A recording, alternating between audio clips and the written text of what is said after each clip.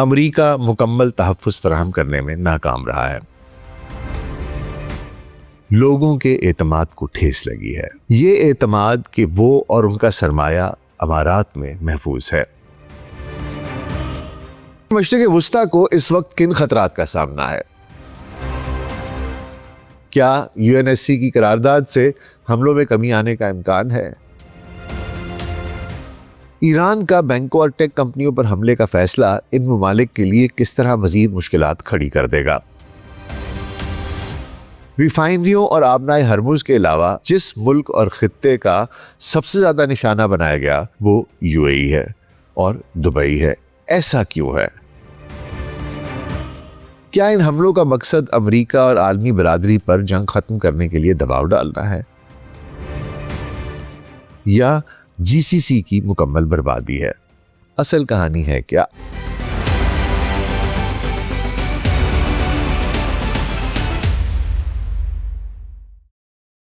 Global سچ pod cost doctor ناصر bag کے ساتھ آپ کی خدمت میں حاضر ہیں جی۔ السلام علیکم۔ جنگ کا 13واں روز، ٹرمپ کا فتح کا اعلان، ایران کی امریکی بینکوں اور ٹیک کمپنیوں کو نشانہ بنانے کی دھمکی، خلیجی ممالک کی اقوام متحدہ میں مشترکہ ریزولوشن، خلیجی ممالک میں تیل کی ریفائنریاں اور ٹینکر آگ کے شعلوں کی لپیٹ میں۔ اقوام متحدہ نے ایران کے خلیجی ممالک کے ساتھ ساتھ اردن پر حملوں کی مذمت کرتے ہوئے ایک قرارداد منظور کی ہے۔ اقوام متحدہ کی سلامتی کونسل کی قرارداد نمبر 2817 جو 11 مارچ 2026 کو منظور ہوئی ہے، اس میں بحرین نے خلیج تعاون کونسل یعنی کہ GCC کے تمام 6 ممالک بحرین، کویت، عمان، قطر، سعودی عرب، متحدہ عرب امارات اور اس کے علاوہ اردن کی جانب سے یہ پیش کی گئی۔ اس قرارداد میں ایران کے GCC ممالک کے خلاف حملوں کی شدید مذمت کی گئی، جن میں رہائشی علاقوں، سویلین عمارتوں، پھر ہوائی اڈوں اور توانائی کے مراکز کو نشانہ بنایا گیا۔ قرارداد نے ایران کے حملوں کو بین الاقوامی قوانین کی خلاف ورزی اور عالمی امن و سلامتی کے لیے سنگین خطرہ قرار دیا۔ فوری طور پر تمام حملوں کو روکنے کا مطالبہ کیا گیا اور متاثرہ ممالک کی خود مختاری، علاقائی سالمیت اور سیاسی آزادی کی مکمل حمایت کا اعادہ کیا گیا۔ یہ قرارداد 13 ووٹوں سے منظور ہوئی، جبکہ چین اور روس نے ووٹنگ سے پرہیز کیا اور 135 سے زائد ممالک نے اس کی مشترکہ حمایت کی۔ اس کا مقصد مشرق وسطیٰ میں امن و استحکام کو فروغ دینا اور بحری راستوں بالخصوص آبنائے ہرموز کی اس میں آزاد نیویگیشن کو یقینی بنانا ہے۔ یہ GCC ممالک کی مشترکہ کوشش کا نتیجہ ہے جو حالیہ علاقائی تنازع کے دوران پیش کیا گیا ہے۔ لیکن جس وقت یہ قرارداد پاس ہوئی، اسی وقت عمان کی سلالہ تیل ریفائنری میں ایک ڈرون کے پھٹنے کی تصاویر سامنے آنا شروع ہوئیں۔ ان تصاویر میں سلالہ ریفائنری سے آگ کے شعلے بلند ہوتے دیکھے جا سکتے ہیں۔ یہ خلیج میں اب تک بچی ہوئی ان چند سہولیات میں سے ایک تھی جو ایران کی آبنائے ہرمز کی بندش سے متاثر نہیں ہوئی تھیں۔ پھر راتوں رات عراقی تیل کے ٹینکروں کو عراقی پانیوں کے اندر دھماکہ خیز کشتیوں سے نشانہ بنایا گیا، جس سے حکومت کو اپنے پورٹ آپریشنز بند کرنے پر مجبور ہونا پڑا۔ ایران کی حکومت تیل کے انفراسٹرکچرز پر حملوں کے بارے میں لا علمی کا اظہار کرتی ہے، یعنی بقول ایرانی حکومت کے وہ اس میں ملوث نہیں ہیں۔ لیکن کل IRGC نے ایک اور وارننگ جاری کر دی ہے کہ اب سے خطے بھر میں امریکی اور اسرائیلی بینکوں اور ٹیک کمپنیوں کو جائز اہداف سمجھا جائے گا۔ اب یہ اعلان ایک فضائی حملے کے بعد جو کہ ایران کے سب سے پرانے بینک سیپا کو جب اس سے نقصان پہنچا ایک فضائی حملے سے جو امریکی اور اسرائیلی ہوا، تو اس کے بعد یہ بیان سامنے آیا۔ اور یہ جو بینک ہے، خاص طور پہ جو سیپا ہے، یہ IRGC کے عملے کو تنخواہوں کی ادائیگی کا ذمہ دار ہے۔ تسنیم نیوز ایجنسی نے گوگل، مائکروسافٹ، پیلنٹیئر، انویڈیا، IBM اور اوریکل سمیت متعدد کمپنیوں کی فہرست جاری کی ہے کہ جناب اب یہ بھی ہمارے لیے جائز اہداف ہیں۔ مشرق وسطیٰ میں جنگ تشویشناک صورتحال اختیار کرتی جا رہی ہے۔ اسرائیل اور امریکہ کے ایران پر مشترکہ حملے کا سب سے زیادہ نقصان خلیجی ممالک کو اٹھانا پڑا ہے۔ ایک ایسی جنگ جسے شروع کرنے سے پہلے ان کے اتحادی امریکہ نے ان سے مشاورت تک نہ کی۔ لیکن مشرق وسطیٰ کو اس وقت کن خطرات کا سامنا ہے؟ کیا UNSC کی قرارداد سے حملوں میں کمی آنے کا امکان ہے؟ ایران کا بینکوں اور ٹیک کمپنیوں پر حملے کا فیصلہ ان ممالک کے لیے کس طرح مزید مشکلات کھڑی کر دے گا؟ ریفائنریوں اور آبنائے ہرمز کے علاوہ جس ملک اور خطے کا سب سے زیادہ نشانہ بنایا گیا وہ UAE ہے اور دبئی ہے۔ ایسا کیوں ہے؟ کیا ان حملوں کا مقصد امریکہ اور عالمی برادری پر جنگ ختم کرنے کے لیے دباؤ ڈالنا ہے یا GCC کی مکمل بربادی ہے؟ اصل کہانی ہے کیا؟ آج کے پروگرام میں اس سب پر بات کریں گے، تو حضور اگلے 10 سے 15 منٹ کے لیے دھیان ذرا ادھر، اور اگر ہمارا کانٹینٹ پسند آ رہا ہے، اچھا لگ رہا ہے، تو ویڈیو کو لائک اور چینل کو سبسکرائب کر دیجیے گا۔ تو آئیے آغاز کرتے ہیں۔ مشرق وسطیٰ اس وقت ایک ایسی جنگ کا میدان ہے، ایسی جنگ کا بیٹل فیلڈ ہے جو نہ اس نے خود شروع کی اور نہ ہی اسے شروع کرنے سے پہلے ان سے مشاورت کی گئی۔ امریکہ سے دفاعی، معاشی اور تجارتی معاہدے رکھنے والے GCC ممالک اس وقت ایک عجیب سی کشمکش میں ہیں۔ ایک اتحادی جو خود کو دنیا کا سب سے طاقتور ملک سمجھتا ہے، اس نے انہیں دھوکہ دیا، ان کی پیٹھ میں خنجر گھوم دیا۔ اسرائیل کی ماں پر ان کے ہمسائے میں ایک ایسی جنگ شروع کر دی جس کی لپیٹ میں یہ سب کے سب ممالک آ گئے، اور حملہ کیا بھی جس ملک پر وہ ایک اسلامی ملک تھا، ایران، اور اب اس کی طرف سے کیے گئے جوابی حملوں کا ان کو سامنا ہے۔ حالانکہ جنگ شروع ہونے سے پہلے ایران نے واضح کیا تھا ان تمام ممالک کو، ان کے اوپر، کہ جناب اگر ان خلیجی ممالک نے ایران پر حملوں کے لیے ان کی زمین یا ان کی فضائی حدود استعمال ہوئی تو وہ جوابی حملے کرنے میں حق بجانب ہوگا۔ لیکن ہوا کچھ یوں ہے کہ ان ممالک کی، جو GCC ممالک ہیں، ان کی زمین یا فضائی حدود ایران پر حملوں کے لیے استعمال نہیں ہوئی، لیکن اس کے باوجود جنگ کے پہلے روز ایران کے سپریم لیڈر علی خامنائی کی شہادت کے بعد سے خلیجی ممالک پر ڈرونز اور میزائلوں سے حملے کیے گئے۔ ایران نے اب تک 40 سے زیادہ ویوز میں حملے کیے ہیں۔ آپ خود ہی سوچ لیجئے کہ متحدہ عرب امارات UAE پر 253 بیلسٹک میزائلز، تقریباً 1500 ڈرونز اور 8 کروز میزائلز، یعنی کہ کل 1700 سے بھی زیادہ پروجیکٹائلز ان کے اوپر فائر کیے گئے۔ کویت پر 221 بیلسٹک میزائلز، تقریباً 400 کے قریب ڈرونز، اور کل ملا کے تقریباً 630 بنتے ہیں۔ قطر پر 150 بیلسٹک میزائل اور تقریباً 65 کے قریب یا 70 کے قریب ڈرونز اور 7 کروز میزائلز، اس کے علاوہ 2 طیارے، کل ملا کے 200 سے زیادہ۔ بحرین پر 106 میزائل، 176 ڈرونز، کل ملا کر تقریباً 280۔ اردن میں 60 میزائل اور 60 ہی ڈرونز، کل ملا کے 120۔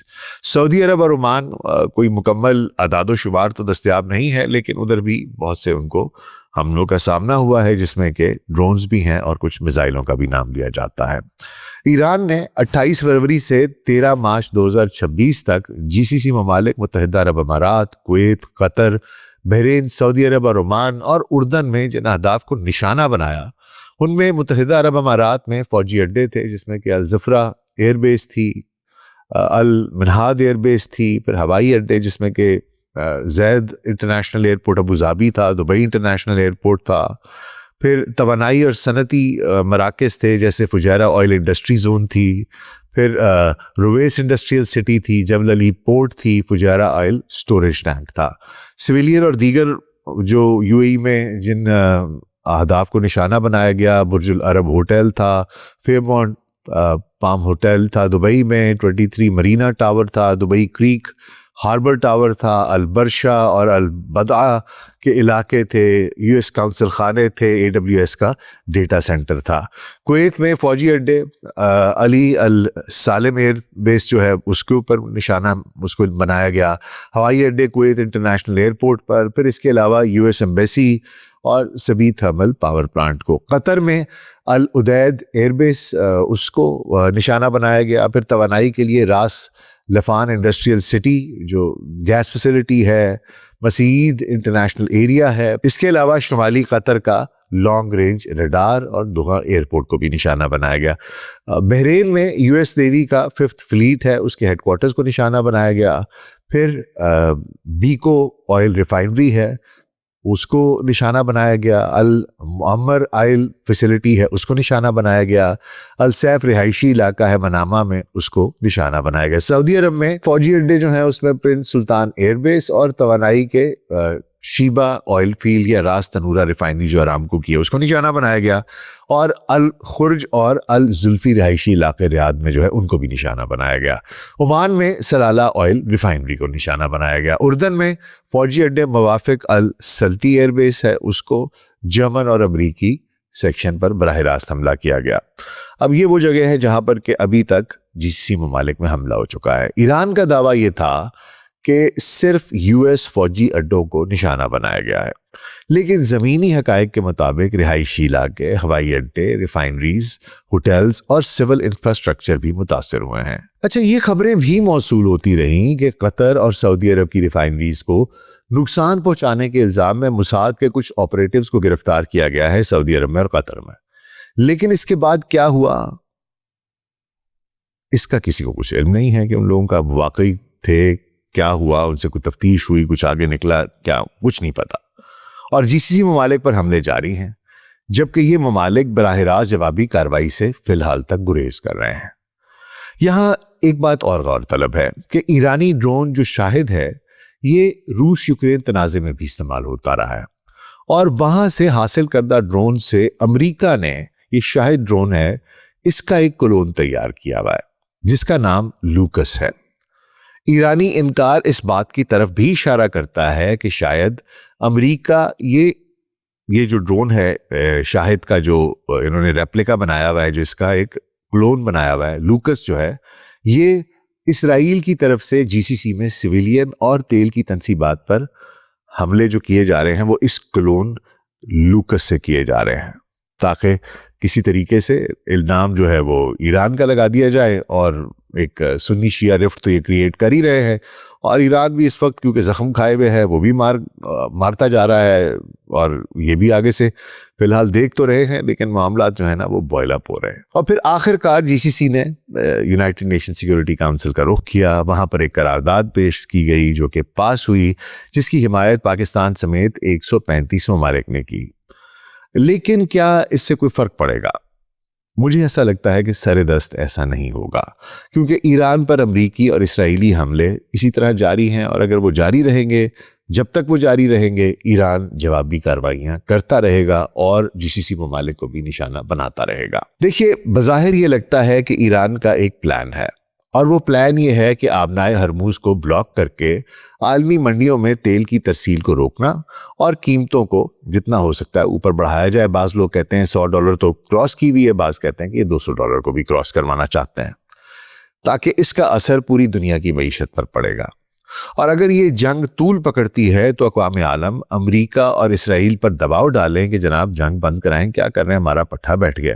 اور اسی لیے بہت سے مبصرین جو ہے وہ کہتے ہیں کہ یہ جو GCC میں تیل کی ریفائنریوں پر حملے ہو رہے ہیں وہ بھی اسی پلان کا حصہ لگتا ہے، اسی کا پلان کا حصہ وہ قرار دیتے ہیں کہ دیکھیں، آپ ایک طرف آبنائے ہرموز بند کریں، ساتھ آپ آئل کی پروڈکشن بند کریں گے، تو تبھی ایسا لگے گا کہ ہاں جی پروڈکشن بھی بند ہو گئی ہے، آبنائے ہرموز بھی بند ہو گئی ہے، اور تو اس سے تیل کی قیمتیں مزید تیزی سے بڑھیں گی۔ تو اس لیے بعض مبصرین یہ کہتے ہیں کہ جناب اس میں ایسا لگتا ہے کہ یہ اسی پلان کا ایک حصہ ہے اور ایران ہی جیسے یہ کرا رہا ہے۔ لیکن بعض مبصرین جو ہیں وہ اور بھی کچھ بات کرتے ہیں، ان کے تحت ایران کو خلیجی ممالک پر حملے نہیں کرنا چاہیے تھے، کیونکہ یہ ممالک مل کر اس جنگ کو بند کرانے کے لیے سب سے مؤثر ثابت ہو سکتے تھے، امریکہ پر دباؤ ڈال سکتے تھے، اس سے بات چیت کر سکتے تھے، کیونکہ ان کے ممالک تھے، وہ میدان جنگ بنے ہوئے تھے، ان کا نقصان ہو رہا تھا، اور اگر ایران اس طریقے سے ان پر ریٹیلیشن نہ دکھاتا تو وہ امریکہ کو کنونس کرنے کے لیے سب سے اہم ہتھیار ثابت ہو سکتے تھے۔ لیکن ایران نے حملے کرنے کا راستہ چن لیا، تو اس لیے یہ کہانی تو اب بہت مشکل ہے کہ کچھ اور ہو سکے اس کا، فی الحال تو یہ اس طرح چلتی رہے گی۔ ویسے ان حملوں کا ایک دوسرا مقصد پیٹرو ڈالر اور امریکی معیشت کو نقصان پہنچانا بھی ہو سکتا ہے، یہ بھی مبصرین کہہ رہے ہیں۔ اچھا، اسی منصوبے کے تحت اب امریکی اور اسرائیلی بینکوں اور ٹیک کمپنیوں کے دفاتر کو نشانہ بنانے کا اعلان بھی کیا گیا ہے۔ اس ضمن میں AWS کے ایک ڈیٹا سینٹر کو پہلے ہی دبئی میں نشانہ بنایا جا چکا ہے۔ یہاں ایک حکمت عملی اور واضح دکھائی دے رہی ہے، اور وہ یہ کہ ان حملوں میں UAE بالخصوص دبئی کو نشانہ بنایا جا رہا ہے۔ اچھا، دبئی جو کئی سال تک خلیج میں ایک نخلستان تھا، صحراؤں سے چمکتے ہوئے ٹاورز اٹھتے تھے، مصنوعی جزیروں پر کروڑ پتیوں کی رہائش گاہیں اور سیاح عیاشی، ٹیکنالوجی اور تجارت کے لیے یہاں کا رخ کیا کرتے تھے۔ لیکن آج دبئی ایک جنگ زدہ، ایک جنگ سے متاثرہ علاقے کا نقشہ پیش کر رہا ہے۔ راتوں رات ایران کی طرف سے دبئی پر ڈرون اور میزائل داغے جاتے ہیں۔ دبئی جس کی سڑکیں سپر کاروں کے لیے مشہور ہیں، جہاں پر ہر کونے پر فراری اور لیمبورگینی دکھائی دیتی ہیں، اب یہاں ڈرونز کے ملبے بھی، بڑے بڑے ان کے ٹکڑے بھی پڑے ہوئے دکھائی دیتے ہیں۔ متحدہ عرب امارات نے دراصل ایران کے حملوں کا خمیازہ بھگتا ہے۔ 268 سے زیادہ بیلسٹک میزائل، 15 کروز میزائل اور 1,500 سے زیادہ ڈرونز کے حملے۔ اچھا، اور ان میں سے بہت سے حملے جو ہیں انہوں نے شہری مقامات کو بھی نشانہ بنایا ہے، جیسے ہوٹلز ہیں، ہوائی اڈے ہیں، اور اب تو ایران نے جو کہہ دیا کہ جناب ان کا اگلا ہدف مالیاتی ادارے ہیں، بنیادی طور پر بینک ہیں۔ اب اس ہفتے کے شروع میں اسرائیل نے ایران بھر میں متعدد بینکوں کو نشانہ بنایا تھا، اور ایران کا منصوبہ اب خلیج بھر میں بینک دفاتر کو واپسی پر، اب انہوں نے کہا جی ہم جواباً نشانہ بنائیں گے۔ اور دبئی کے لیے یہ بہت ہی بری اور تشویشناک خبر ہے۔ گزشتہ کئی سالوں سے بین الاقوامی بینکوں نے اپنے علاقائی ہیڈ کوارٹرز دبئی میں کھول رکھے ہیں۔ خلیج میں اربوں ڈالر کا کاروبار اور تجارت ہوتی ہے، لہٰذا یہ انٹرنیشنل بینکوں کے لیے ایک ہاٹ سپاٹ ہے۔ لیکن اب یہ بینک پیچھے ہٹ رہے ہیں۔ سٹی بینک نے اپنے ملازمین سے دبئی آفس خالی کرنے کا اور گھر سے کام کرنے کا انہوں نے کہا جی آپ یہ کیجیے، ان کو حکم دے دیا ہے۔ اسٹینڈرڈ چارٹرڈ بھی یہی کر رہا ہے، انہوں نے بھی اپنے ملازمین سے دبئی کے دفتر سے بچنے کو کہا، انہوں نے کہا اس سے دور ہو بھائی۔ پڑوسی دوحہ میں، وہاں پر بھی اسی طرح کے احکامات جاری کیے گئے ہیں، اور HSBC نے دوحہ میں اپنی شاخ بند کر دی ہے۔ وہ اگلے نوٹس تک انہوں نے کہا ٹل فردر آرڈرز آپ اس کو کلوز رکھیں، اور یہ دبئی کے لیے، GCC کے لیے ایک بہت بڑا دھچکا ہے۔ دیکھیے دبئی فائنینشیل سینٹر جو ہے یہ خلیجی فائنانس کا دل ہے۔ وہاں 290 بینکس ہیں، 102 ہیج فنڈز ہیں، اور 500 ویلتھ مینجمنٹ فرمز ہیں۔ فی الحال یہ کمپنیاں صرف عارضی طور پر بند ہیں، عارضی بندش کا ان کو حکم دے رہی ہیں، لیکن جنگ کے بعد کیا وہ دبئی سے باہر نکل جائیں گی یا وہاں پر دوبارہ کھلیں گی؟ یہ سب سے بڑی تشویش ہے۔ دوسری جو امارات کے برعکس دبئی کے پاس دراصل تیل ہے نہیں، اس لیے ان کے لیے زیادہ بڑا کنسرن ہے، ان کا پیسہ دوسرے ذریعے سے آتا ہے۔ دبئی کا GDP جو ہے اس کا 12% وہ فائنانسز پر مشتمل ہے، تعمیرات یا کنسٹرکشن جو ہے وہ 6% سے زیادہ ہے، ریئل اسٹیٹ 8% ہے، سیاحت جو ہے وہ مزید 12% ہے، تجارت جو ہے وہ تقریباً 26% ہے، اور تیل جو ہے وہ دبئی کے GDP کا صرف 2% ہے۔ تو اس سے آپ کو اندازہ ہو سکتا ہے کہ اگر دبئی کے پاس سے یہ سب کچھ چلا جاتا ہے تو ان کے پاس تو تیل ہے ہی نہیں، ان کی تو GDP کا صرف 2% ہے جو کہ تیل سے آتا ہے۔ اچھا، اور یہ جو کچھ پھر ہوا ہے، یہ جو ڈیولپمنٹ کی ہے دبئی نے، یہ ایک شعوری تبدیلی ہے، کیونکہ دبئی نے پھر اس کے بعد دنیا کے امیر ترین لوگوں کو استحکام اور تحفظ کا وعدہ کیا۔ آؤ حبیبی کم ٹو دبئی۔ امیر لوگ پریمیم رہائش گاہیں خریدتے اور بغیر ٹیکس کے رہتے رہے، کمپنیاں تجارتی عروج سے فائدہ اٹھاتی رہیں، سیاح بڑے مالز اور سائنس سینٹرز میں سیلفیاں لیتے رہے۔ لیکن اب یہ سب کچھ داؤ پر لگا ہوا ہے۔ ہزاروں انتہائی امیر قسم کے جو امیگرنٹس تھے، وہ ملینئرز اور بلینئرز تھے، وہ دبئی سے فرار ہو چکے ہیں۔ جو باقی ہیں وہ زیادہ تر تارکین وطن مزدور ہیں، جس طرح پاکستان، ہندوستان، نیپال، بنگلہ دیش وغیرہ سے آئے لاکھوں مزدور، جنہوں نے دبئی میں ٹیکسیاں چلائیں، گروسریز پہنچائیں، ٹاورز بنائے، لیکن اب ان کے پاس شہر چھوڑنے کا بھی کوئی ذریعہ نہیں ہے، اور ان کی خالی آنکھوں میں ایک ہی سوال ہے، کیا سب کچھ پھر سے ٹھیک ہو جائے گا؟ کیا وہ پھر سے واپس اپنے وطن، اپنے بچوں کو پیسے بھیج سکیں گے؟ کیا ان کا دبئی پھر سے خود کو زندہ کر سکے گا؟ تو مختصر اور ایماندارانہ جواب آپ کو دوں تو اس کی کوئی گارنٹی نہیں ہے، اس کا کوئی جانتا نہیں ہے، کوئی بھی نہیں جانتا کہ یہ ہوگا کہ نہیں ہوگا، لیکن اتنا ضرور کہہ سکتے ہیں حضور کہ اگر یہ جنگ طول پکڑتی ہے تو ہر گزرتے دن کے ساتھ اس ملک اور شہر کا پھر سے زندہ ہونے کی جو امید ہے وہ دم توڑتی جائے گی۔ میزائل حملے بنیادی ڈھانچے کو بڑے پیمانے پر نقصان پہنچا رہے ہیں، آبنائے ہرموز کی بندش سے تیل کی معیشت، خوراک کی فراہمی متاثر ہو رہی ہے، پانی کے ڈیسیلینیشن پلانٹس پر حملوں کا خطرہ الگ ہے، امریکہ مکمل تحفظ فراہم کرنے میں ناکام رہا ہے، اور سب سے زیادہ لوگوں کے اعتماد کو ٹھیس لگی ہے۔ یہ اعتماد کہ وہ اور ان کا سرمایہ امارات میں محفوظ ہے۔ اگر جنگ ایسے ہی جاری رہی تو اس نقصان کے ازالے میں کئی سال لگ جائیں گے، خاص طور پر اگر تارکین وطن مزدور بھی چھوڑ کر واپس چلے گئے تو پھر معاملہ بہت ہی پریشان کن نہج پر پہنچ جائے گا۔ انتہائی امیر لوگوں کی اس دنیا میں ان کے متعدد گھر ہوتے ہیں اور وہ کبھی یہاں رہ رہے ہیں دبئی میں، تو ہو سکتا ہے کل سنگاپور چلے جائیں، آگے سوئٹزرلینڈ چلے جائیں۔ اب دبئی واپس، مجھے لگتا ہے کہ بہت مشکل ہی ہے کہ وہ واپس دبئی آئیں۔ دیکھیے، اس سب کا انحصار اس بات پر ہے کہ یہ جنگ کیسے ختم ہوتی ہے۔ ایران نے خلیجی ممالک پر حملہ کر کے ایک نیا نارمل، جسے کہتے ہیں نا، ایک نیو نارم انہوں نے سیٹ کر دیا۔ اگر وہ ایک بار حملہ کر سکتے ہیں تو دوبارہ بھی کر سکتے ہیں، چاکا تو ان کا اتر گیا۔ اب یہی وجہ ہے کہ اس جنگ کا خاتمہ بہت اہم ہے۔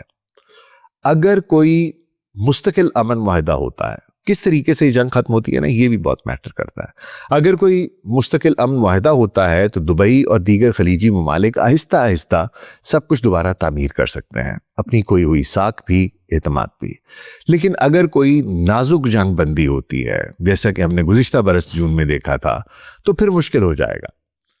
بہرحال ایک بات واضح ہے کہ اس جنگ نے خطے بھر کے منصوبوں کو برباد کر دیا ہے۔ دیکھیے، وجہ یہ ہے کہ زیادہ تر جو خلیجی ممالک ہیں نا، انہوں نے دبئی کو تیل پر انحصار کیے بغیر اپنی ترقی کے لیے ایک ایگزمپلری ماڈل کے طور پر بینچ مارک بنایا ہوا تھا۔ آپ دوحہ کو دیکھ لیں، جدہ کو دیکھ لیں، ریاض کو دیکھ لیں، وہ سب کے سب اسی کے فٹ سٹیپس کو فالو کر رہے تھے، دبئی ماڈل کو فالو کر رہے تھے۔ اور اسی ماڈل کو فالو کرتے ہوئے آپ نے دیکھا دوحہ میں فٹ بال قطر میں ہوا، ورلڈ کپ ہوا، جدہ میں، ریاض میں بلڈنگز بن رہی تھیں، ریفارمز آ رہی تھیں، کانسرٹس ہو رہے تھے۔